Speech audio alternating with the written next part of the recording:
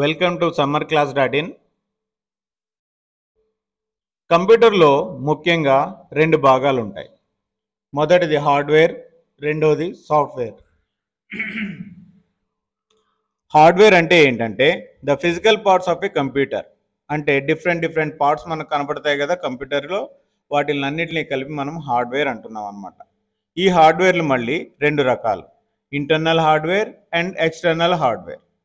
ఈ internal hardware అంటే ఏంటంటే సిస్టమ్ యూనిట్ ఏదైతే ఉందో దాంట్లో ఉన్నటువంటి పార్ట్స్ని మనం ఇంటర్నల్ హార్డ్వేర్ అంటాం అనమాట. ఎక్స్టర్నల్ హార్డ్వేర్ అంటే ఏంటంటే ఈ సిస్టమ్ యూనిట్కి బయట ఉండేటువంటి పార్ట్స్ అన్నిటిని కూడా మనం ఎక్స్టర్నల్ హార్డ్వేర్ అంటాం అనమాట. సో ఈ ఎక్స్టర్నల్ హార్డ్వేర్ని మనం ఈ సిస్టమ్ యూనిట్కి వైర్ ద్వారా కానీ వైర్లెస్తో కానీ మనం కనెక్ట్ చేయడం అనేది జరుగుతుంది అనమాట. అయితే ఈ హార్డ్వేర్లు మొత్తం 5 రకాలు ఉంటాయి మనకి. మొదటిది ఇన్పుట్ డివైజెస్. రా డేటాని ఇవ్వడానికి మనం యూజ్ చేసేటువంటి ఎటువంటి డివైస్ అయినా కూడా ఇన్పుట్ డివైస్ అంటున్నాం అనమాట. అంటే కంప్యూటర్లోకి మనం డేటాని ఇస్తున్నాం అనమాట. దానికి ఉదాహరణ keyboard, mouse, scanner, camera, microphone, touch pads, touch screens, finger print reader ఇట్లాంటివి అనమాట. Next processing devices. Processing device అంటే ఏంటంటే మనం ఇంతకుముందు క్లాస్లో అనుకున్నాం 5+2=7 అనేటువంటిది. అంటే ఇక్కడ 5, 2 అనేటువంటి రా డేటాని మనం సిస్టమ్కి అందిస్తే దాంట్లో ఉన్నటువంటి ఇన్స్ట్రక్షన్ బేస్ చేసుకొని అది ప్రాసెస్ చేసి 7 అనేటువంటి ఇన్ఫర్మేషన్ మనకు ఇస్తుంది అనమాట. సో ఇలా ప్రాసెస్ చేయడానికి ఉపయోగపడేటువంటి డివైజెస్నే మనం ప్రాసెసింగ్ డివైజెస్ అంటాం. జనరల్గా ఇవి ఏంటంటే క్యాలిక్యులేషన్స్కి ఎక్కువగా ఉపయోగపడతాయి అన్నమాట. అర్థమెటిక్ అండ్ లాజికల్గా కూడా ఇది పనిచేస్తాయి అన్నమాట. సరే, ఈ ప్రాసెసింగ్ డివైజెస్కి ఎగ్జాంపుల్ ఏంటయ్యా అంటే సెంట్రల్ ప్రాసెసింగ్ యూనిట్, సిపియు. అంటే మామూలుగా ఇప్పటి వరకు ఏంటంటే సిస్టమ్ యూనిట్నే మనం అందరం కూడా సిపియు అని పిలుస్తున్నాం, కానీ అలా పిలవకూడదు. సిపియు అనేది ఏంటంటే సిస్టమ్ యూనిట్లో ఉన్నటువంటి ఒక డివైస్ మాత్రమే, అంటే ఇంటర్నల్ హార్డ్వేర్. సరే, ప్రాసెసింగ్ డివైజెస్కి ఎగ్జాంపుల్ ఏమున్నాయి అనుకుంటున్నాం? Central processing unit and memory. Next వచ్చేటప్పటికి ఇదే ఎగ్జాంపుల్ 5+2=7 అనే దాంట్లోనే 7 అనేటువంటి రిజల్ట్ మనకు కనపడాలి అంటే ఏదో ఒక అవుట్పుట్ డివైస్ ఉండాలన్నమాట. అంటే కంప్యూటర్లో ఉన్నటువంటి ఇన్ఫర్మేషన్ ఏ డివైస్ని ఉపయోగించి మనం చూడగలుగుతున్నామో దాన్ని మనం అవుట్పుట్ డివైస్ అంటున్నాం. అవుట్పుట్ డివైస్కి వచ్చేటప్పటికి ఉదాహరణ monitor, printers, speakers, projectors etcetera. Next వచ్చేటప్పటికి 4వ రకం స్టోరేజ్ డివైజెస్. ఈ స్టోరేజ్ డివైజెస్ మనకి ఎందుకు ఉపయోగపడతాయి అంటే రా డేటా ఇచ్చాం, ప్రాసెస్ అయ్యింది, రిజల్ట్ వచ్చింది, అంటే ఇన్ఫర్మేషన్ వచ్చింది. ఆ ఇన్ఫర్మేషన్ని ఫర్దర్ యూజ్ కోసం సేవ్ చేయడానికి ఉపయోగపడే వాటిల్ని స్టోరేజ్ డివైజెస్ అంటున్నాం అనమాట. ఈ స్టోరేజ్ డివైజెస్ ఉదాహరణ ఏంటంటే hard disk, CD or DVD, USB flash drives, pen drives, memory కార్డులు అంటాం కదా, ఇవన్నీ కూడా స్టోరేజ్ డివైజెస్ కిందే వస్తాయి అన్నమాట. నెక్స్ట్ 5వ రకం కమ్యూనికేషన్ డివైజెస్. ఈ కమ్యూనికేషన్ డివైజెస్ అంటే ఒక కంప్యూటర్ నుంచి ఇంకో కంప్యూటర్కి ఇన్ఫర్మేషన్ని ట్రాన్స్ఫర్ చేయడానికి ఉపయోగపడేటువంటి వాటిల్నే కమ్యూనికేషన్ డివైజెస్ అంటున్నాం అనమాట. ఉదాహరణకి ఏంటంటే modems, network adapter, routers etcetera. రఫ్గా కనుక మనం డయాగ్రామ్ చూసినట్లయితే ఇక్కడ చూడండి, మనకి సిస్టమ్ యూనిట్ కనపడుతుంది కదా.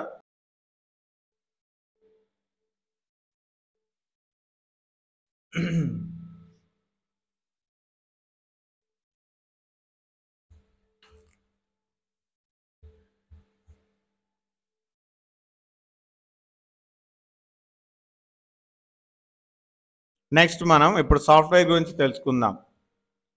Programs are instructions used to tell the computer hardware what to do.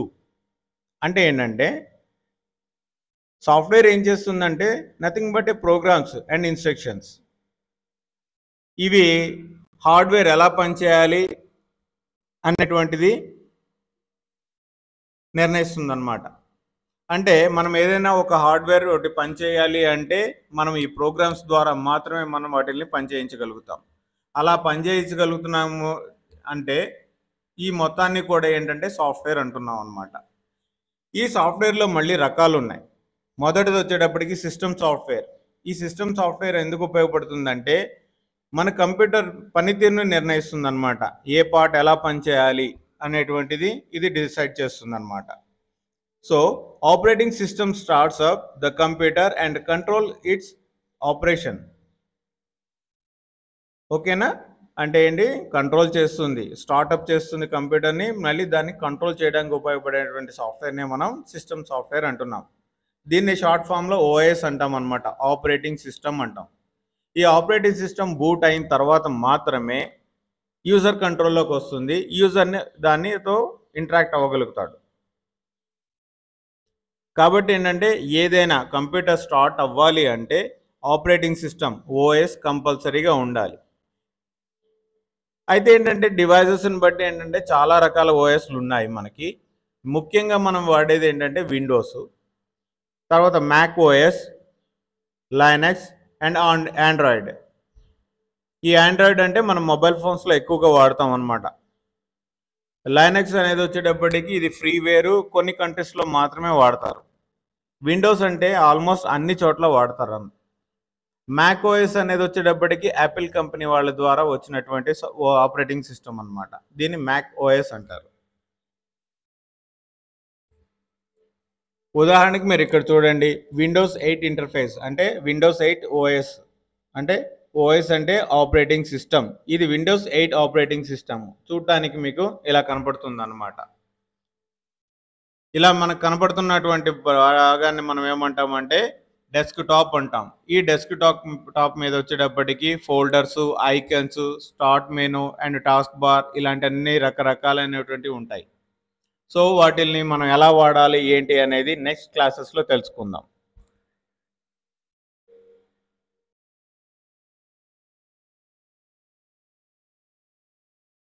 ఇక్కడ చూడండి, ఇది విండోస్ 8 ఇంటర్ఫేస్ అంటాము. అంటే ఏంటంటే Windows 8 operating system.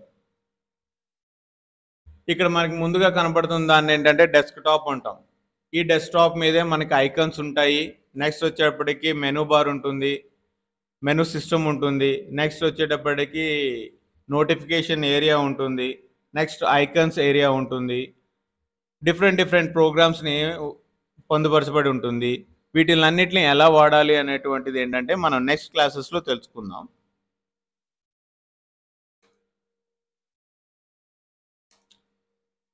Next application software. ఈ అప్లికేషన్ సాఫ్ట్వేర్ అంటే ఏంటంటే performs specific task are applications. అంటే ఏంటంటే ఇది ఒక స్పెసిఫిక్ పని మాత్రమే చేయడానికి ఉపయోగపడుతుంది అన్నమాట. ఉదాహరణకు వచ్చేటప్పటికి లెటర్స్ ఇలాంటివి తయారు చేయాలంటే మనం ఒక రకమైనటువంటి సాఫ్ట్వేర్ వాడతాము. ఇన్వెంటరీ అండ్ కస్టమర్ డేటాబేస్ కోసం ఇంకొక రకమైనటువంటి సాఫ్ట్వేర్ వాడతాము. ఎడిటింగ్ ఫోటోగ్రాఫ్స్కి వచ్చేటప్పటికి మీకు అందరికీ తెలిసినటువంటి ఫోటోషాప్ని యూజ్ చేస్తాము. ఒక ఫోటోషాపే కాదు, అలాంటి చాలా సాఫ్ట్వేర్లు ఉన్నాయన్నమాట. షెడ్యూలింగ్ అపాయింట్మెంట్స్కి ఒక రకమైనటువంటి సాఫ్ట్వేర్ యూజ్ చేస్తాము. వ్యూయింగ్ వెబ్ పేజెస్ అంటే ఇంటర్నెట్లో వెబ్ పేజెస్ చూడడానికి కూడా మనం ఒక రకమైనటువంటి సాఫ్ట్వేర్ వాడతాము. ఇలా స్పెసిఫిక్ టాస్క్ కోసం వాడేటువంటి సాఫ్ట్వేర్లను వచ్చేటప్పటికి అప్లికేషన్ సాఫ్ట్వేర్ అంటాం అన్నమాట.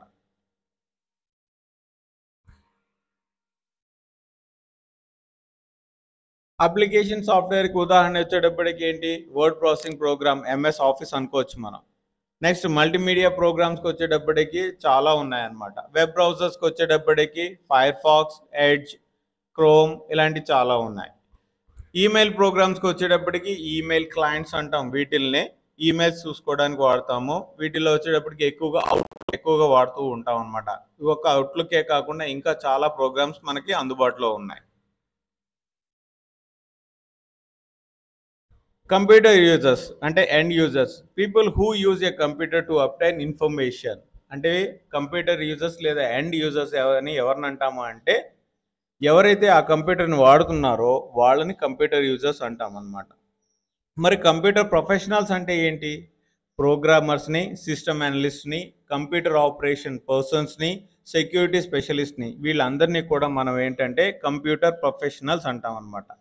ప్రోగ్రామర్స్ అంటే వీళ్ళు ఎవరు అంటే ప్రోగ్రామ్స్ రాస్తారు. అంటే ఇందాక మనం అనుకున్నాం కదా, అప్లికేషన్ సాఫ్ట్వేర్లని తయారు చేస్తారు వీళ్ళు. నెక్స్ట్ సిస్టమ్ అనలిస్ట్, వీళ్ళు వచ్చేటప్పటికి ఏంటంటే కంప్యూటర్ని రిపేర్ చేయడానికి, అనాలిసిస్ చేయడానికి రెడీగా ఉంటారనమాట. వీళ్ళనే సిస్టమ్స్ అనలిస్టులు అంటారు వీళ్ళని. కంప్యూటర్ ఆపరేషన్స్ పర్సనల్ అంటే వచ్చేటప్పటికి manage day to day computer operations, అంటే జనరల్గా ఏంటంటే రోజువారీ అన్ని పనులు చేస్తుంటారు కదా, అంటే కంప్యూటర్ ఆపరేటర్లు అంటాం కదా వీళ్ళని. ప్రతి షాప్లో ఉండొచ్చు, లేకపోతే చాలా చోట్ల మనకు కనపడుతూనే ఉంటారు ఈ కంప్యూటర్ ఆపరేటర్స్ అంటాం అనమాట వీళ్ళని. Next security specialist, secure computer and networks against hackers, అంటే కంప్యూటర్స్కి ఉన్నటువంటి మెయిన్ ప్రాబ్లం ఏంటంటే హ్యాకర్స్. ఈ హ్యాకర్స్ని కంట్రోల్ చేయడానికి, సెక్యూరిటీస్ని జాగ్రత్తగా చూసుకోవడానికి సెక్యూరిటీ స్పెషలిస్టులు అనేవాళ్ళు ఉంటారనమాట. అంటే మనం ఈ కంప్యూటర్స్ నేర్చుకోవడం వల్ల ఎటువంటి జాబ్స్ మనం పొందొచ్చు అంటే ప్రోగ్రామర్స్గా అవ్వచ్చు, నెక్స్ట్ వచ్చేటప్పటికి ఏంటంటే కంప్యూటర్ అనలిస్ట్గా అవ్వచ్చు, అంటే వీళ్ళని సిస్టమ్స్ అనలిస్ట్గా అంటారు. నెక్స్ట్ కంప్యూటర్ ఆపరేటర్స్ అంటారు. నెక్స్ట్ వచ్చేటప్పటికి సెక్యూరిటీ స్పెషలిస్ట్, అంటే కంప్యూటర్ సెక్యూరిటీ సిస్టమ్స్ని జాగ్రత్త చేసే వాళ్ళనిగా కూడా మనకి జాబ్స్ వస్తాయన్నమాట. ఇన్ని రకాలైనటువంటి జాబ్స్ మనకి అవైలబుల్ ఉన్నాయన్నమాట మార్కెట్లో.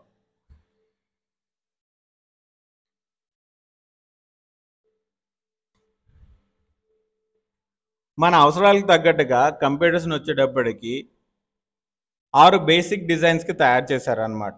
6 basic categories of computers available ఉన్నాయి మనకి. ఒకటి వచ్చేటప్పటికి abundant computers, 2 mobile devices, 3 personal computers, servers, main frame computers and super computers. Abundant computers అంటే ఏంటంటే, ఇప్పుడు సపోజ్ వాషింగ్ మిషన్ ఉంది, లేదా కార్ ఉంది, ఇవన్నిటిలో కూడా ఏంటంటే కంప్యూటర్ చిప్స్ అనేటువంటివి ఫిక్స్ చేస్తున్నారు. అలా కంప్యూటర్ చిప్స్ ఫిక్స్ చేసినటువంటి పద్ధతిని అబెండెడ్ కంప్యూటర్స్ అంటారు అనమాట. అంటే ఆల్రెడీ అది ఆ పర్టికులర్ ఇంజన్ లేదా ఆ పర్టికులర్ మిషన్ని కంట్రోల్ చేయడానికి, రెగ్యులేట్ చేయడానికి యూజ్ అవుతూ ఉంటుంది అనమాట. వీటిల్నే మనం అబెండెడ్ కంప్యూటర్స్ అంటాం, లేదా వీటిని షార్ట్ ఫామ్లో కంప్యూటర్ చిప్ అంటారు. జనరల్గా మనం వెళ్ళినప్పుడు ఏంటంటే దీంట్లో చిప్ పాడైపోయిందండి, రీప్లేస్ చేయాలి అంటుంటారు, ఏదైనా వాషింగ్ మిషన్ రిపేర్ చేసేటప్పుడు కానీ అలాంటప్పుడు. సో ఇవి అన్నీ కూడా ఏంటంటే అబెండెడ్ కంప్యూటర్స్ అంటాం అనమాట. Next mobile devices. Mobile device కూడా కంప్యూటరే. అలా ఎలా చెప్పగలము అంటే, దాని బేసిక్గా మన ప్రిన్సిపల్ ఏంటి, మనం ఇచ్చినటువంటి రా డేటాని ప్రాసెస్ చేసి మనకి ఇన్ఫర్మేషన్ ఇవ్వడమే కదా. సో దీంట్లో కూడా ఇన్పుట్ డివైజెస్ ఉన్నాయి, అవుట్పుట్ డివైజెస్ ఉన్నాయి, నెక్స్ట్ ప్రాసెసర్ ఉన్నాయి, అన్ని మెమోరీలు అన్నీ ఉన్నాయి కదా. కాబట్టి ఏంటంటే ఇది మొబైల్ని కూడా మనం కంప్యూటర్గానే పరిగణిస్తాం అనమాట. చాలామందికి తెలియదు, మొబైల్ వేరు కంప్యూటర్ వేరు అనుకుంటారు. కాదు, మొబైల్ అనేటువంటిది ఏంటంటే హ్యాండ్ హెల్డ్ కంప్యూటర్, అంటే చేతిలో ఇమ్మీడియటువంటి కంప్యూటర్ అని అర్థం అనమాట. Next personal computers. ఈ పర్సనల్ కంప్యూటర్లు మళ్ళీ 2 రకాలు ఉంటాయి, డెస్క్టాప్ అండ్ ల్యాప్టాప్. మొబైల్ డివైసెస్లోకి వచ్చేటప్పటికి ఏంటంటే జనరల్ మొబైల్స్ అండ్ ట్యాబ్స్ ఇవన్నీ ఉంటాయి అన్నమాట. Next servers. ఈ సర్వర్స్ వచ్చేటప్పటికి ఏంటంటే మన అందరికీ కూడా ఏదైనా ఇన్ఫర్మేషన్ షేర్ చేయాలన్నా, లేకపోతే అందరికి సంబంధించినటువంటి ఇన్ఫర్మేషన్ సేవ్ చేయడానికైనా ఈ సర్వర్స్ ఉంటాయన్నమాట. ఈ సర్వర్స్ చాలా పెద్దగా ఉంటాయి compared with personal computers. Next main frame computers. Main frame computers అంటే ఏంటంటే దాదాపు ఒక 30-40 సర్వర్లని కలిపితే మనం ఒక మెయిన్ ఫ్రేమ్ కంప్యూటర్గా మనం అనుకోవచ్చు అనమాట. ఇంకా సూపర్ కంప్యూటర్ అంటే ఇది లార్జ్ స్కేల్ డేటాని ప్రాసెస్ చేయడానికి, లార్జ్ స్కేల్ టాస్క్లు కంప్లీట్ చేయడానికి ఉపయోగపడే వాటిని సూపర్ కంప్యూటర్స్ అంటారు అనమాట. సూపర్ కంప్యూటర్స్ మనకి 2 అందుబాటులో ఉన్నాయి మన ఇండియాలో.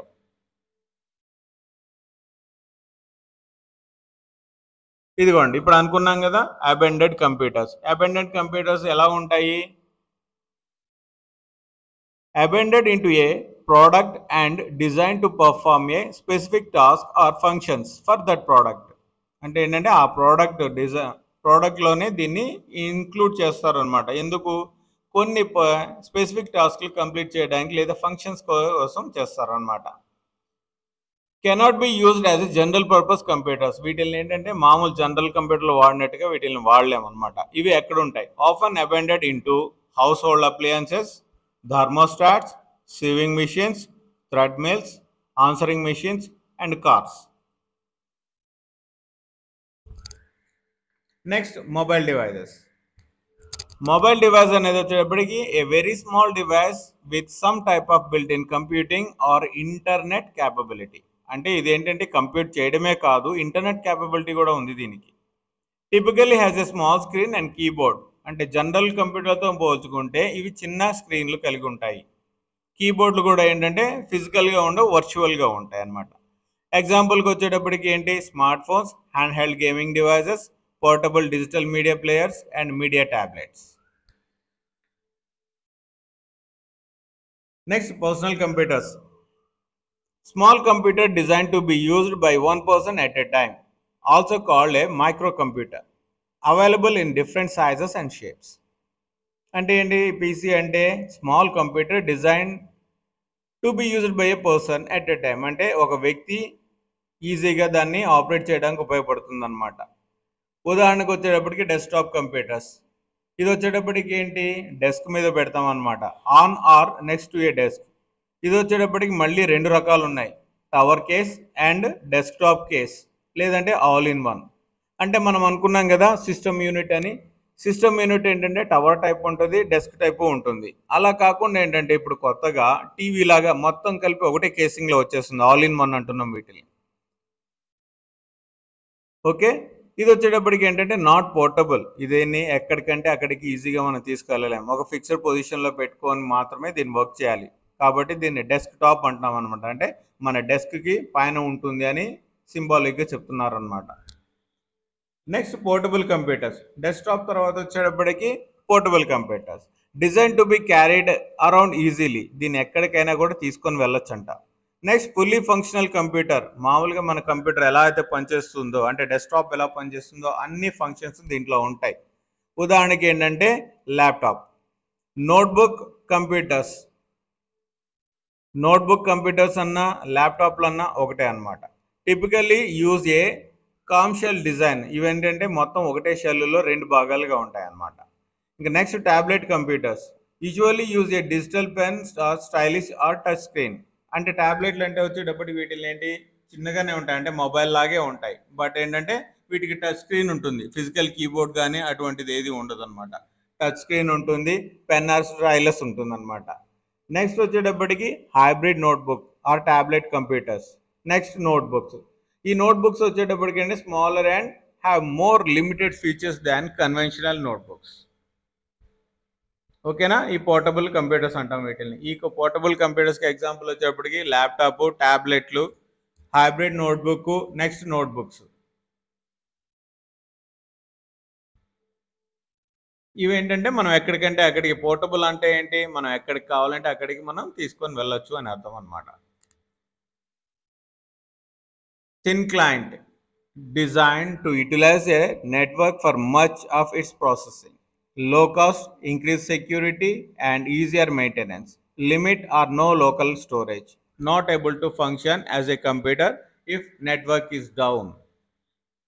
ఈ ఇంటర్నెట్ అప్లయన్సెస్ అంటే థిన్ క్లయింట్ లేదా ఇంటర్నెట్ అప్లయన్సెస్ అంటాం అనమాట. ఇవి కూడా ఒక రకమైనటువంటి కంప్యూటర్లే. కాకపోతే ఇవి ఎందుకు ఉపయోగపడుతుంది అంటే జస్ట్ ఇంటర్నెట్లో, అంటే జీపీఎస్ సిస్టమ్ అని అంటాం కదా. ఈ జీపీఎస్ సిస్టమ్ ఏంటి, సింపుల్గా మనం ఎక్కడున్నామో తెలుసుకుంటుంది, ఏంటి నెట్వర్క్ని యూజ్ చేసుకొని. ఇలాంటివన్నిటిని కూడా థిన్ క్లయింట్ అంటారు, లేదా ఇంటర్నెట్ అప్లయన్సెస్ అంటారు అనమాట. వీటికి ఇంకా బాగా ఎగ్జాంపుల్ ఏంటంటే పేజర్లు. ఇంతకుముందు మనకి పేజర్లు అనేవి ఉండేవి అనమాట. ఈ పేజర్ల ద్వారా ఏంటంటే ఓన్లీ టెక్స్ట్ మెసేజెస్ పంపించేవాళ్ళు. ఇప్పుడు ప్రజెంట్ ఎక్కువగా వాడుకంలో లేవన్నమాట. నెక్స్ట్, ఇంటర్నెట్ అప్లయన్సెస్కి వచ్చేటప్పటికి ఏంటంటే వీటి ద్వారా ఏంటంటే news, sports, weather, music and web based information మనం తీసుకోవచ్చు.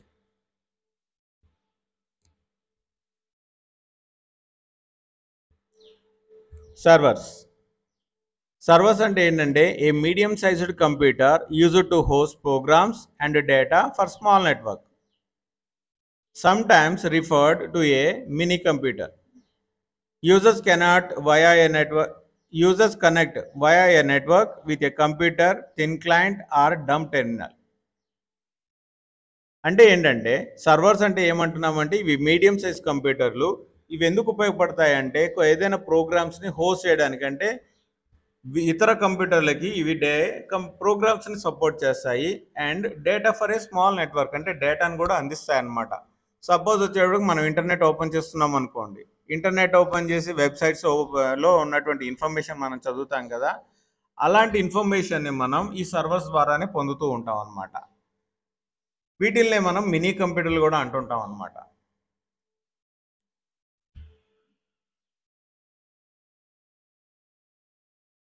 ఇక మెయిన్ ఫ్రేమ్ కంప్యూటర్స్ అంటే ఏంటంటే powerful computers used by many large organization to manage large amounts of centralized data.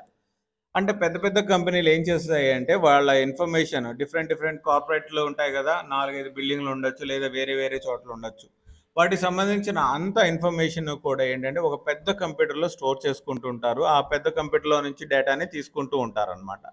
అటువంటి కంప్యూటర్స్నే మనం ఏంటంటే మెయిన్ ఫ్రేమ్ కంప్యూటర్స్ అంటున్నాం అనమాట.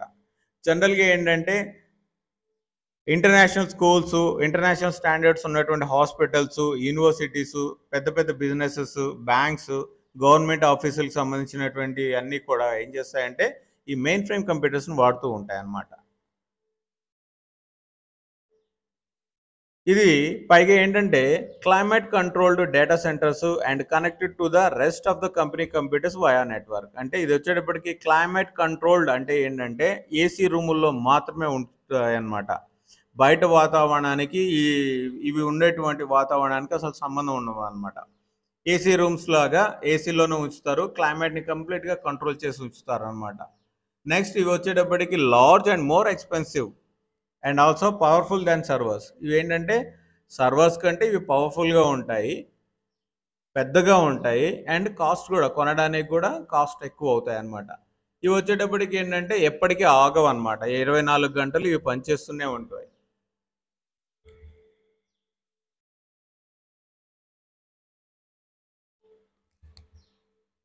సో ఇలా ఉంటాయి అన్నమాట మెయిన్ ఫ్రేమ్ కంప్యూటర్స్. ఇవి వచ్చేటప్పటికి ఏంటంటే క్లైమేట్ కంట్రోల్ ఉన్నటువంటి రూమ్స్లో మాత్రమే ఉంటాయి అన్నమాట. మామూలుగా మన కంప్యూటర్స్ అయితే ఎక్కడంటే అక్కడ పెట్టేస్తాం కదా, ఇవి అలా పెట్టడానికి ఉండదు. వీటికి అంటూ ఒక స్పెసిఫిక్ బిల్డింగ్, లొకేషన్ అన్నీ ఫిక్స్ చేయాలి. లోపల టెంపరేచరు, క్లైమేట్ కండిషన్ అంతా కూడా ఏంటంటే చాలా జాగ్రత్తగా మెయింటైన్ చేసుకుంటూ ఉండాలన్నమాట. నెక్స్ట్ సూపర్ కంప్యూటర్ అంటే ఏంటంటే మోస్ట్ ఎక్స్పెన్సివ్ అండ్ ఫాస్టెస్ట్. అంటే ఇప్పుడు ఉన్న అన్నిటిలోకెల్లా చాలా ఫాస్ట్గా ఉండేటువంటి కంప్యూటర్నే మనం సూపర్ కంప్యూటర్ అంటాం అనమాట. ఇది జనరల్గా ఏంటంటే చాలా ఖర్చు ఎక్కువతో కూడినటువంటిది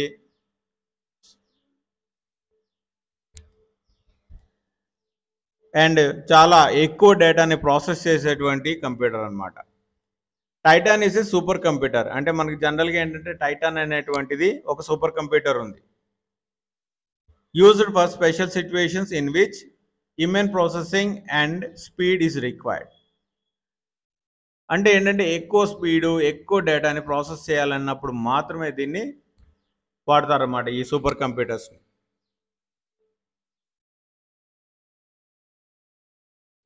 computer network and the internet.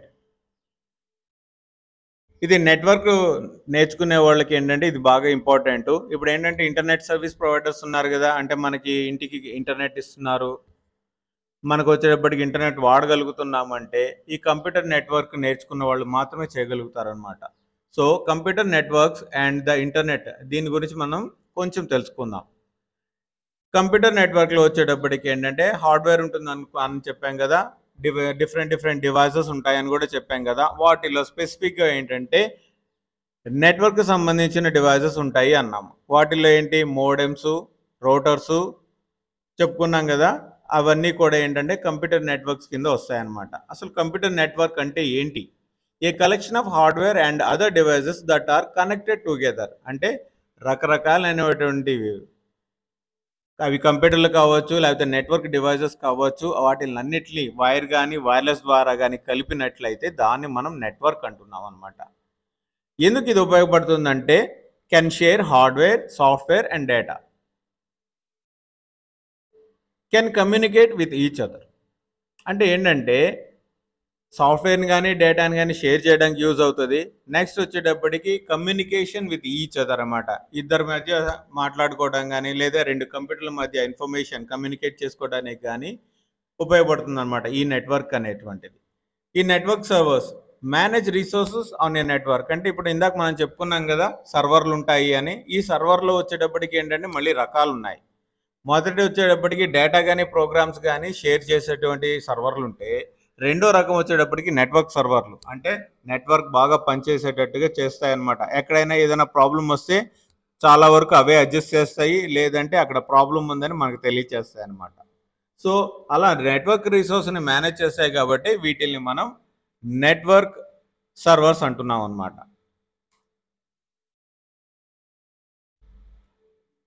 Computer networks exist in many sizes. అంటే ఈ నెట్వర్క్స్ కూడా ఏంటంటే చాలా రకాలు ఉన్నాయన్నమాట. ఏమేమి ఉన్నాయి అనేది చూద్దాం. ఒకటి హోమ్ నెట్వర్క్, ఇంట్లోనే ఉన్నాం మనకు ఒక టీవీ ఉంటుంది, మొబైల్ ఉంటుంది, ఒక కంప్యూటర్ ఉంటుంది. వీటిల్ది ఇంటర్నెట్కి కనెక్ట్ చేసుకోవడాన్ని ఇది వచ్చేటప్పటికి హోమ్ నెట్వర్క్ అంటున్నాం అనమాట. Schools and many office networks అంటాం. స్కూల్ నెట్వర్క్ కానీ స్మాల్ ఆఫీస్ నెట్వర్క్ కానీ అండి ఎప్పుడంటామంటే, ఒక స్కూల్ ఉందనుకోండి, ఒక 10 క్లాసులు ఉన్నాయి, డిజిటల్ స్మార్ట్ క్లాసులు ఉన్నాయి అనుకోండి, అంటే ఒక 10 కంప్యూటర్లు మనం కనెక్ట్ చేస్తాం, లేదా 10-20 నుంచి ఒక 50 లోపల డివైజెస్ మనం కనెక్ట్ చేసాం అనుకోండి, అప్పుడు దీన్ని ఏంటంటే school or small office networks అంటాం అనమాట. మరి లార్జ్ కార్పొరేట్ అనేది ఎప్పుడు అంటామంటే, లార్జ్ కార్పొరేట్ నెట్వర్క్ అంటే వచ్చేటప్పటికి డిఫరెంట్గా ఉంటాయి అనమాట. ఇప్పుడు సపోజ్ వచ్చేటప్పటికి మన ఒక ఊర్లో ఒక ఆఫీస్ ఉంది, రెండో ఊర్లో ఇంకొక ఆఫీస్ ఉంది, అంటే అలా బ్రాంచెస్ చాలా ఉంటాయి వాళ్ళకి. వీటిలన్నింటినీ కలుపుతూ చేసేటువంటి నెట్వర్క్ని వచ్చేటప్పటికి లార్జ్ కార్పొరేట్ నెట్వర్క్ అంటాం అనమాట. సో స్మాల్ అండ్ స్కూల్ అంటే ఏంటంటే విత్ ఇన్ ద బిల్డింగ్ అని చెప్పుకోవచ్చు. హోమ్ నెట్వర్క్ అంటే విత్ ఇన్ ద హోమ్ అని మనం చెప్పుకోవచ్చు అనమాట. లార్జ్ కార్పొరేట్ అంటే ఆ కార్పొరేట్ కంపెనీకి ఎన్నైతే బ్రాంచ్లు ఉన్నాయో వాటిలన్నింటినీ కలుపుతూ ఉండేటువంటి నెట్వర్క్ని మనం లార్జ్ కార్పొరేట్ నెట్వర్క్ అంటాం అనమాట. నెక్స్ట్ పబ్లిక్ నెట్వర్క్ అంటాం. ఈ పబ్లిక్ నెట్వర్క్ వచ్చేటప్పటికి ఏంటంటే వైడ్ ఉంటుంది, వైర్లెస్ ఉంటుంది, రెండు రకాలుగా ఉంటుంది. ఇంతకుముందు ఏంటంటే బిఎస్ఎన్ఎల్ వాళ్ళు ఏంటి మనకి ప్రతి ఇంటికి నెట్వర్క్ ఇచ్చేవాళ్ళు అనమాట, ఇంటర్నెట్ కనెక్షన్ ఇచ్చేవాళ్ళు, అంటే పబ్లిక్ నెట్వర్క్ అంటాం వాటిల్ని. ఇప్పుడు ఎయిర్టెల్ వాళ్ళు ఉన్నారు, ఎయిర్టెల్ అండ్ వచ్చేటప్పటికి జియో ఇలాంటి వాళ్ళు ఉన్నారు. ఇప్పుడు వీళ్ళు ఏం చేస్తున్నారు, 4G 5G అంటున్నారు, అంటే వైర్లెస్ నెట్వర్క్ని వాళ్ళు ఇంప్లిమెంట్ చేస్తూ ఉన్నారు అనమాట. నెక్స్ట్ వచ్చేటప్పటికి mobile telephone network. Mobile telephone అంటే ఏదైనా నెట్వర్క్ మనం మొబైల్ ద్వారా వాడడాన్ని, అంటే అన్ని మొబైల్ డివైజెస్ని మనం ఇంటర్నెట్లో కనెక్ట్ చేయడాన్ని మొబైల్ నెట్వర్క్ అంటున్నాం అనమాట. సో ఇలా రకరకాలైనటువంటి నెట్వర్క్ల ద్వారా మనం ఏంటంటే ఈచ్ అండ్ ఎవ్రీ డివైస్ని మనం కనెక్ట్ చేసుకుంటూ వస్తున్నాం అనమాట. ఇక్కడ చూసారా, ఇంటర్నెట్ కనెక్షన్ ఉంది మనకి, అంటే మెయిన్ ఆ ఇంటర్నెట్ కనెక్షన్కి వచ్చేటప్పటికి మనం రకరకాలైనటువంటి డివైజెస్ రకరకాలైనటువంటి అవసరాలకు మనం వాడుతున్నాం. సో ఇది రఫ్ డయాగ్రామ్.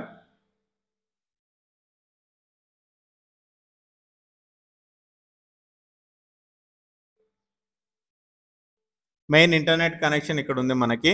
ఆ తర్వాత వచ్చేటప్పటికి ఏంటి, మనకి నెట్వర్క్ సర్వర్కి వస్తుంది. ఈ నెట్వర్క్ సర్వర్ ఏం చేస్తుంది, దీనికి కనెక్ట్ అయినటువంటి అన్ని డివైజెస్ని ఇది కంట్రోల్ చేస్తుంది అన్నమాట. అంటే నెట్వర్క్ ఫ్లో అని వచ్చేటప్పటికి జాగ్రత్తగా అబ్జర్వ్ చేసి చెక్ చేస్తూ ఉంటుంది అనమాట. ఈ నెట్వర్క్ సర్వర్కి మనం కంప్యూటర్లు కనెక్ట్ చేసాము, ట్యాబ్లెట్ కనెక్ట్ చేసాము, నెక్స్ట్ వచ్చేటప్పటికి ల్యాప్టాప్ ఇక్కడ కనెక్ట్ చేసాము. దీనికి ఇదే నెట్వర్క్ సర్వర్కి వచ్చేటప్పటికి మళ్ళీ షేడ్ ప్రింటర్ని కూడా మనం కనెక్ట్ చేసాము.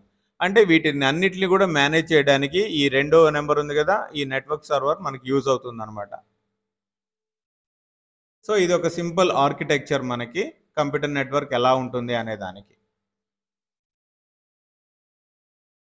ఇప్పుడు మనం what are the internet and the world wide web, అంటే ఇంటర్నెట్ అంటే ఏంటి, వరల్డ్ వైడ్ వెబ్ అంటే ఏంటో ఇప్పుడు తెలుసుకుందాం. Internet, the large well known computer network is the world. Individuals connect using the internet service provider. అంటే ఏంటంటే ప్రపంచవ్యాప్తంగా ఉన్నటువంటి నెట్వర్క్ని మనం ఇంటర్నెట్ అంటున్నాం అనమాట.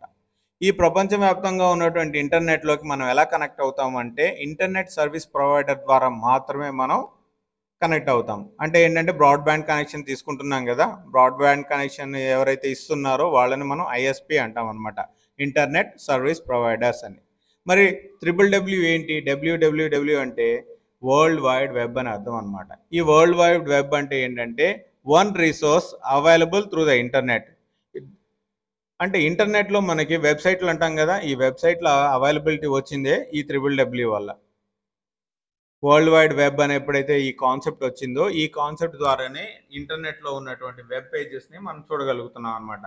అందుకే చాలా సార్లు మీరు బ్రౌజర్లో మీరు యూఆర్ఎల్ ఎంటర్ చేసేటప్పుడు ఏంటి డబ్ల్యూడబ్ల్యూ డాట్ అని ఎంటర్ చేస్తాం అనమాట. డబ్ల్యూడబ్ల్యూడబ్ల్యూ డాట్ ఇంటర్నెట్ అంటే ఆ పర్టికులర్ డొమైన్ .com అనేటువంటిది ఎంటర్ చేస్తాం. సపోజ్ గూగుల్ ఓపెన్ చేయాలంటే www.google.com అనేటువంటిది ఓపెన్ చేసేవాళ్ళం. కాబట్టి ఏంటంటే వరల్డ్ వైడ్ వెబ్ అంటే ఏంటంటే ఒక resource through the internet. Website contains web pages stored on web server. అంటే ఈ వెబ్ పేజెస్ ఎక్కడ ఉంటాయి? వెబ్ సర్వర్స్లో ఉంటాయి. ఇవి కూడా ఇంటర్నెట్ కనెక్ట్ అయి ఉంటాయి అన్నమాట. వీటిని మనం చూడాలంటే వెబ్ బ్రౌజర్ ద్వారా మాత్రమే చూడగలుగుతాం. ఈ వెబ్ బ్రౌజర్లకి ఎగ్జాంపుల్ వచ్చేటప్పటికి Internet Explorer, Chrome, Safari, Firefox, Opera ఇలాంటివన్నీ కూడా అన్నమాట. ఇవే కాకుండా ఏంటంటే చాలా రకాలైనటువంటి వెబ్ బ్రౌజర్స్ మనకి అందుబాటులో ఉన్నాయన్నమాట. ఉదాహరణకి చూడండి ఎలా ఉన్నాయో.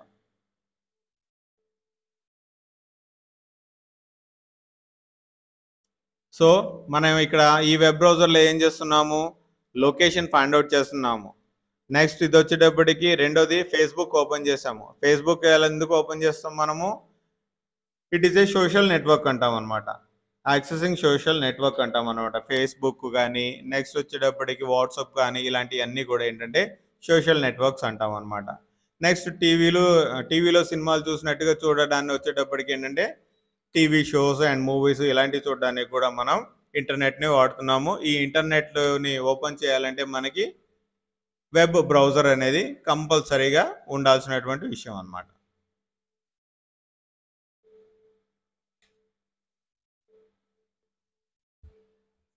Accessing A network are internet అంటే ఇంటర్నెట్లో ఏదైనా ఒకటి చూడాలి అనుకున్నామంటే దాన్ని ఎలా చూడాలి? ముందు ఏంటంటే ఇంటర్నెట్కి యాక్సెస్ ఉండాలి మనకి. దానికోసం ముందుగా మనం ఏం చేయాలి అంటే నీడ్ ఏ మోడెమ్ అదే నెట్వర్క్ అడాప్టర్ టు కనెక్ట్. అంటే మన కంప్యూటర్కి వచ్చేటప్పటికి మోడెమ్ కానీ నెట్వర్క్ అడాప్టర్ కానీ కంపల్సరీగా ఉండాలి. అది వైడ్ కావచ్చు, వైర్లెస్ కావచ్చు.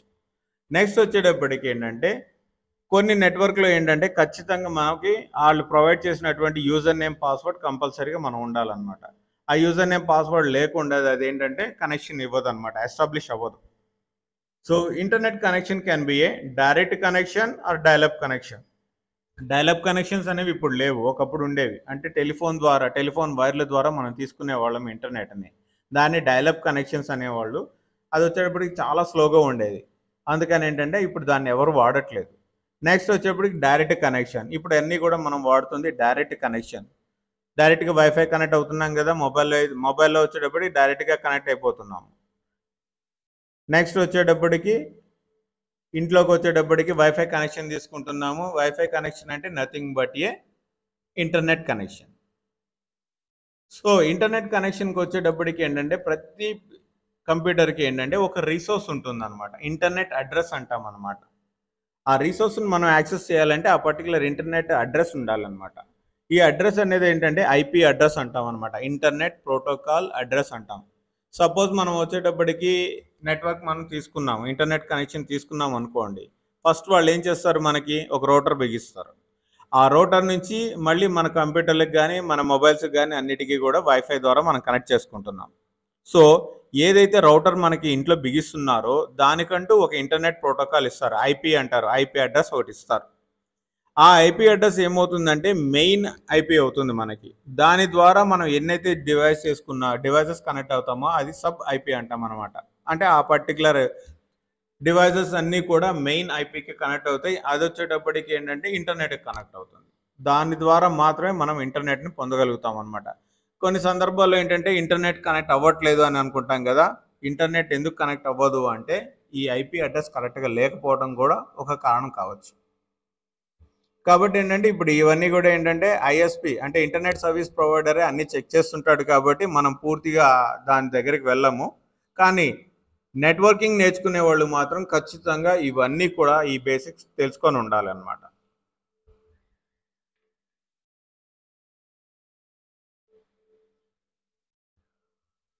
IP address a numeric and unique. ఇది వచ్చేటప్పటికి ఏంటంటే డిజిటల్గా ఉంటుంది, నెంబర్లు మాత్రమే ఉంటాయి.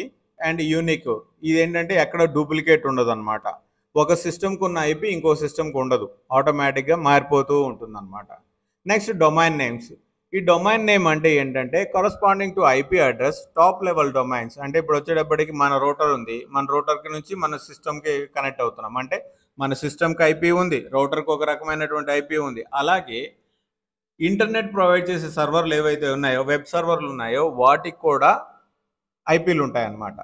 సో ఆ పర్టిక్యులర్ సిస్టంలో అంటే వెబ్ సర్వర్లో ఉన్నటువంటి ఇన్ఫర్మేషన్ మనం తెలుసుకోవాలి అంటే దానికి కూడా ఒక ఐపీ ఉంటుంది. కాకపోతే ఏంటంటే ఆ ఐపీని డైరెక్ట్గా మనం యాక్సెస్ చేయలేం. కాకపోతే ఏంటంటే టాప్ లెవెల్ డొమైన్స్ని మనం ఐడెంటిఫై చేయొచ్చు అనమాట. టాప్ లెవెల్ డొమైన్స్ అంటే వచ్చేటప్పటికి ఏంటంటే, సపోజ్ వచ్చేటప్పటికి మనం ఒక వెబ్సైట్ ఓపెన్ చేస్తున్నాం అనుకోండి, ఆంధ్ర.com ఉంది, లేదా వచ్చేటప్పటికి మనదే ఉంది summerclass.in అని ఉంది. అంటే ఏంటి, చివర్లో మారిపోతుంది, డాట్ తర్వాత కాము, డాట్ తర్వాత ఇన్ను ఇలా వచ్చేస్తుంది. ఈ .com.in ఇలాంటివన్నీ కూడా ఏంటంటే ఒక స్పెసిఫిక్ వర్క్ కోసం డిఫైన్ చేయబడింది అనేటువంటిది ఒక ఐడెంటిఫికేషన్ అనమాట. అది ఎలాగుంటుందో మనం ఇక్కడ చూద్దాం. ఇక్కడ చూసారా .com ఉంది. .com అంటే ఏంటి, కమర్షియల్ బిజినెస్ కోసం వాడేది. ఈడియు అంటే ఎడ్యుకేషన్ కోసం వాడేది. జిఓవి అనేది వచ్చేటప్పటికి గవర్నమెంట్ పర్పస్ వాడేది. ఐఎన్ అంటే ఇండియా అని మీనింగ్. అంటే ఏంటంటే డిఫరెంట్ మీనింగ్స్ ఉంటాయి ఆ డాట్ తర్వాత ఉండేటువంటిది. ఓకే, .org అనేది ఎవరికి వాడతారు, వీళ్ళు జనరల్గా నాన్ కమర్షియల్ ఆర్గనైజేషన్ వాళ్ళు పెట్టుకుంటారు అంటారు అనమాట. సో ఇలా వచ్చేటప్పటికి ఏంటంటే ఆ డాట్ తర్వాత ఉండే దాన్ని బట్టి ఏంటంటే అది జనరల్గా దేనికి యూజ్ చేస్తున్నారు, ఏ పర్పస్లో వాడుతున్నారు అనేటువంటిది మనం తెలుసుకోవచ్చు అనమాట. సో ప్రతి డొమైన్కి వచ్చేటప్పటికి ఏంటంటే ఒక ఐపీ అడ్రస్ స్పెసిఫై అయి ఉంటుంది, కానీ ఐపీ అడ్రస్ మనం వాడడం ఎక్కడో కూడా. ఏదైనా ఇంటర్నెట్ మనం యాక్సెస్ చేయాలంటే మాత్రం ఖచ్చితంగా యూఆర్ఎల్ అనేటువంటిది మనకు కావాలి. యూఆర్ఎల్ అంటే యూనివర్సల్ రిసోర్స్ లింక్. దాంట్లో వచ్చేటప్పటికి ఎలాగుంటుంది అంటే, సపోజ్ వచ్చేటప్పటికి మనది summerclass.in అనేది ఉందనుకోండి, ఇది వచ్చేటప్పటికి మన యూఆర్ఎల్. దాన్ని టైప్ చేసే వెబ్ బ్రౌజర్లో మన వెబ్సైట్ ఓపెన్ అవుతుంది. దీంట్లో .in అంటే ఇండియా అని మెన్షన్ అవుతుంది. .com అంటే ఇట్ ఈస్ ఏ కమర్షియల్ అని. .org అంటే నాన్ కమర్షియల్ అని. .edu అని ఉంటే ఎడ్యుకేషన్కి సంబంధించిందని. .gov అని అంటే గవర్నమెంట్కి సంబంధించింది అని. కాకపోతే ఏంటంటే చాలామంది యూజర్స్కి ఈ విషయాలు తెలియదు కాబట్టి ఏంటంటే .com ఎక్కువగా యూజ్ చేస్తున్నారు కాబట్టి ఏంటంటే అందరూ కూడా .com ఎక్స్టెన్షనే తీసుకుంటారనమాట. ఈవెన్ వాళ్ళు ఎడ్యుకేషన్ పర్పస్లో ఉన్నప్పటికీ కూడా .com తీసుకుంటారనమాట. కాబట్టి ఏంటంటే ఈ డాట్ తర్వాత ఆర్గనైజర్ టైటిల్ ఏదైతే ఉందో దాన్ని బేస్ చేసుకొని మనం ఏది కూడా ఒక అంచనాకు రాకూడదు. టిఎల్డి అంటే టాప్ లెవెల్ డొమైన్స్ ఏవైతే ఉన్నాయో వాటిని మనం బేస్ చేసుకొని అది పలానా పనిది అనేటువంటిది మాత్రం మీరు ఫిక్స్ అవ్వద్దు. జస్ట్ మీకు ఒక ఇన్ఫర్మేషన్ ఇచ్చాము, ఒక అవగాహన కోసం మాత్రమే ఇన్ఫర్మేషన్ ఇచ్చాము. .com ఉన్నంత మాత్రాన అవన్నీ కమర్షియల్ బిజినెస్ అని, లేకపోతే .edu అన్నంత మాత్రాన అవన్నీ కూడా ఆ వెబ్సైట్స్ అన్నీ కూడా ఎడ్యుకేషన్కి మాత్రమే సంబంధించిన మాత్రం అనుకోవద్దు.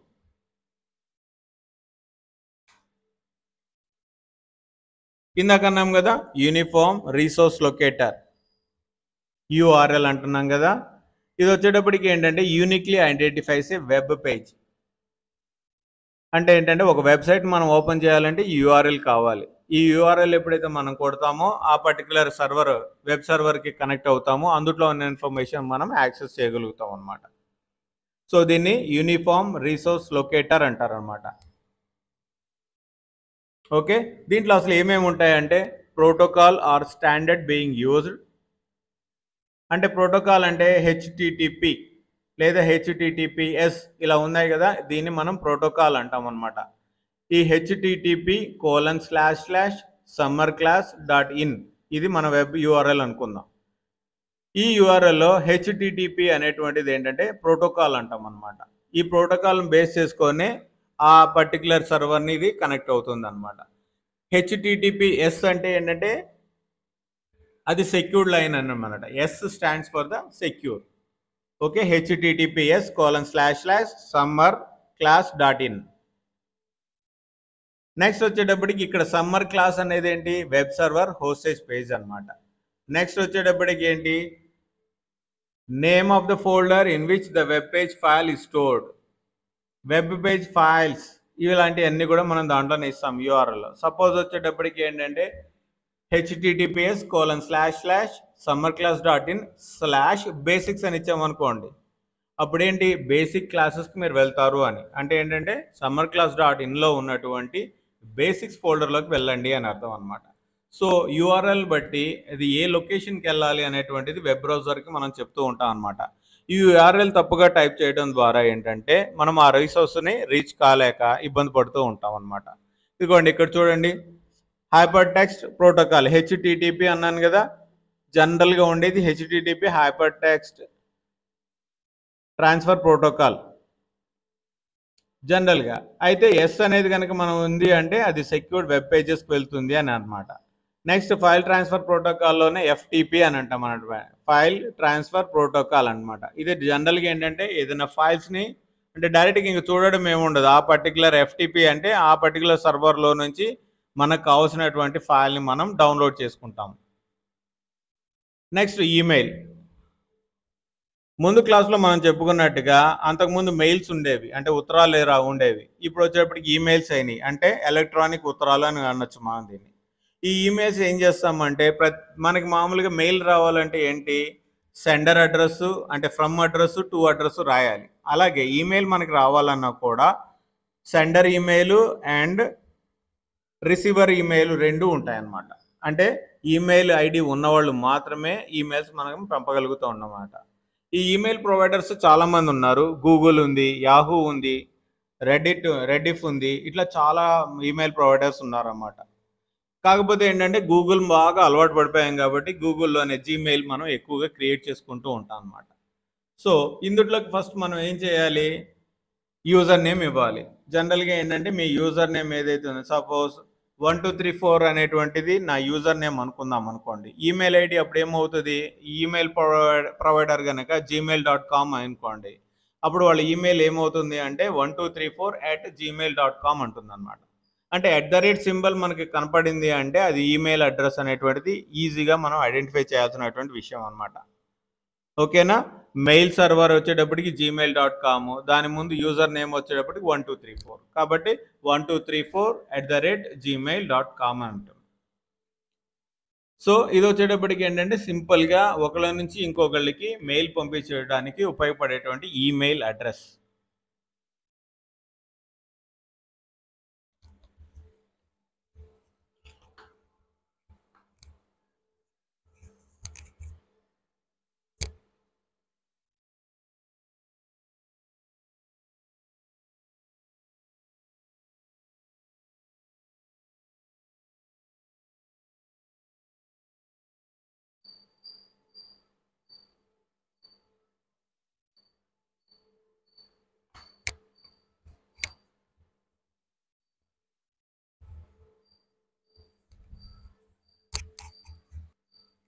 ఇప్పుడు మనం వెబ్ సర్ఫింగ్ ఎలా చేయాలో చూద్దాం.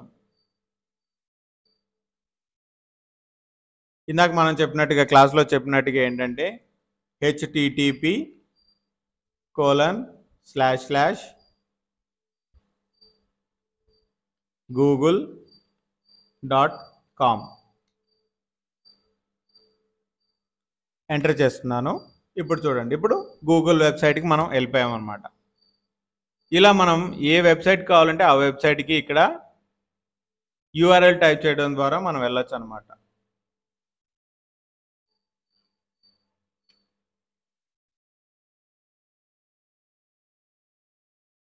ఇక్కడ చూడండి, https://www.summerclass.inకి వెళ్తున్నాను.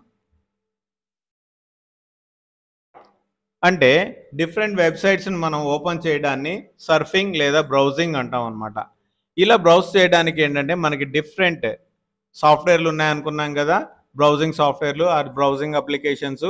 వాటిల్లో వచ్చేటప్పటికి ముఖ్యమైనవి క్రోమ్, ఎడ్జ్, ఇంటర్నెట్ ఎక్స్ప్లోరర్ ఇప్పుడు లేదు, అందుకనే నేను ఎడ్జ్, క్రోమ్ అని చెప్తున్నాను అనమాట. ఫైర్ ఫాక్స్ ఇలాంటివి చాలా ఉన్నాయన్నమాట. మనకి ఏది నచ్చితే ఆ వెబ్ బ్రౌజర్ని మనం వాడతాం అనమాట. ఈ వెబ్ బ్రౌజర్ని ఏ బేసిస్లో మనం సెలెక్ట్ చేసుకుంటామంటే it must be safe and convenient. ఎందుకంటే హ్యాకర్స్కి ఎక్కువగా ఛాన్స్ ఇచ్చేటువంటిది ఏంటంటే ఈ వెబ్ బ్రౌజర్సే. ఏదైనా మనం వెబ్సైట్ ఓపెన్ చేసినప్పుడు ఏంటంటే దాని బ్యాక్గ్రౌండ్లో ఉండి మన డేటాని వాళ్ళు క్యాప్చర్ చేస్తూ ఉంటారనమాట. కాబట్టి ఏంటంటే ఏ వెబ్ బ్రౌజర్ వాడుతున్నా కూడా దాని సెక్యూరిటీ సిస్టమ్ కరెక్ట్గా ఉందా లేదా అనేటువంటిది ఎప్పటికప్పుడు మనం గమనించుకోవాల్సినటువంటి అంశం. ఇక్కడ స్టాండర్డ్ వెబ్ బ్రౌజర్ కనుక చూసినట్లయితే అంటే డిఫరెంట్ పార్ట్స్ మనకి ఇక్కడ కనబడుతున్నాయి. ఏ వెబ్సైట్ మనం ఓపెన్ చేసామో అది ఇక్కడ మనకు కనబడుతుంటుంది. నెక్స్ట్ వచ్చేటప్పటికి ఈ ప్లస్ గుర్తుందంటే ట్యాబ్స్ అనమాట. ఒకటేసారి 2-3 వెబ్సైట్లు మనం ఓపెన్ చేయొచ్చు. సో ఇక్కడ ఈ ప్లస్ బటన్ నొక్కితే ఏంటంటే ఇంకొక బాక్స్ మనకు ఓపెన్ అవుతుంది. దాన్నే మనం ట్యాబ్ అంటాము. ఈ ట్యాబ్లో వచ్చేటప్పటికి google.com అని టైప్ చేసి ఎంటర్ నొక్కాను. చూడండి ఇక్కడ https అనేది ఆటోమేటిక్గా తీసుకుంది, www అనేది ఆటోమేటిక్గా తీసేసుకుంది, google.com వెబ్సైట్ని ఓపెన్ చేసింది మనకి. సో ఇప్పుడు ఏంటి, ఒకటేసారి నేను 2 వెబ్సైట్లు ఓపెన్ చేశాను అనమాట. దీనిపైన ట్యాబ్ని క్లిక్ చేయడం ద్వారా ఏంటంటే మనం దీన్ని టాగల్ చేసుకోవచ్చు. సో ఈ ట్యాబ్స్ పైన ఉండే వాటిని ట్యాబ్స్ అంటున్నాము. నెక్స్ట్ దాని కింద ఉన్నటువంటి ఈ బాక్స్ ఏదైతే కనబడుతుందో దీన్ని మనం అడ్రస్ బార్ అంటున్నాము. ఈ అడ్రస్ బార్లోనే మనకు ఏవైతే వెబ్సైట్ మనం ఓపెన్ చేయాలనుకుంటున్నామో దాని URL టైప్ చేస్తాం అనమాట. ఇక్కడ వచ్చేటప్పటికి మీకు గూగుల్ కనబడుతుంది, మన summerclass.in కనబడుతుంది. ఈ summerclass.in అనేటువంటి వెబ్సైట్ ఏంటి, ఇన్ఫర్మేషన్ ఇస్తుంది మనకి. అలాగే గూగుల్ అనేది ఏంటంటే ఏదైనా ఇన్ఫర్మేషన్ సెర్చ్ చేయడానికి యూజ్ అవుతుంది. కాబట్టి దీన్ని సెర్చ్ ఇంజన్ అంటాం మనం. గూగుల్ వచ్చేటప్పటికి సెర్చ్ ఇంజన్ అంటాం అనమాట. ఇలా సెర్చ్ ఇంజన్లో వచ్చేటప్పటికి యాహూ ఉంది, గూగుల్ ఉంది, నెక్స్ట్ వచ్చేటప్పుడు బింగ్, ఇలాంటివి చాలా ఉన్నాయన్నమాట. బింగ్ కూడా మనం ఒకసారి ఓపెన్ చేసి చూద్దామా. bing.com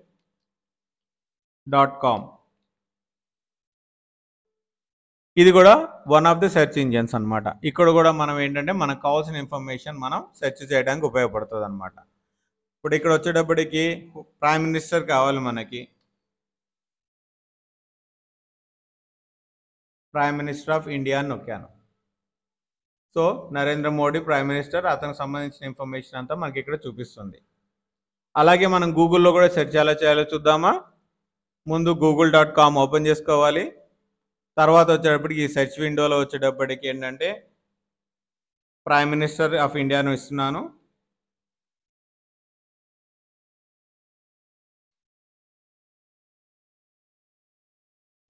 చూడండి సేమ్ ఇన్ఫర్మేషన్ ఆటోమేటిక్గా వచ్చింది. వీటిని ఏంటంటే మనం సెర్చ్ ఇంజన్ అంటాం అనమాట. ఏదైనా మనం ఒక విషయం గురించి సెర్చ్ చేయడానికి వాడేటువంటి వెబ్సైట్స్ని మనం సెర్చ్ ఇంజన్స్ అంటాం. అదే మామూలుగా ఏదైనా ఇన్ఫర్మేషన్ ఇవ్వడానికి ఉపయోగపడే వాటిని జనరల్ వెబ్సైట్స్ అంటాం అనమాట. సెర్చ్ ఇంజన్కి మామూలు వెబ్సైట్స్కి ఉన్నటువంటి డిఫరెన్స్ ఇదనమాట. సెర్చ్ ఇంజన్స్ బేసిక్గా మనం ఎక్కువగా